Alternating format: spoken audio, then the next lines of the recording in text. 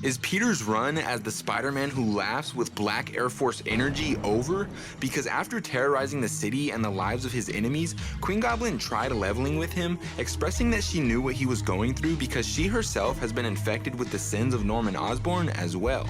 But her effort to calm him down failed. He had too much hate and anger towards everyone, ripping the street railing out of the ground and sending Queen Goblin flying by smacking her with it.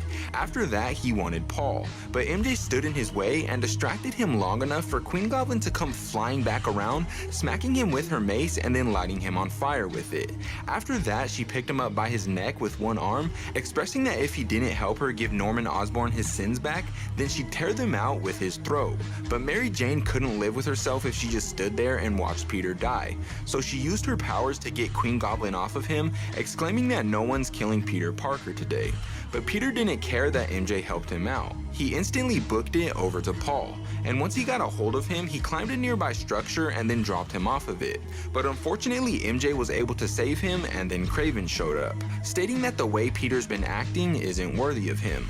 But after leaping into battle, Peter tore him apart, smashing his face in repeatedly, slamming him up against a pillar, and even smashing his own head against his skull. But just when it seemed like it was over, Kraven grabbed Peter as tight as he could, giving Norman the opportunity to stab Peter with the spear that originally infected him, relieving him of all his corruption. Him and MJ then held each other in their arms, where Peter apologized for everything he did. A few days later, while on the phone with Peter, Norman tried telling Peter to take it easy and take some time off. But Peter said the only cure he's found for a guilty conscience is going out and being the hero he was always meant to be, suiting up and swinging off into the city.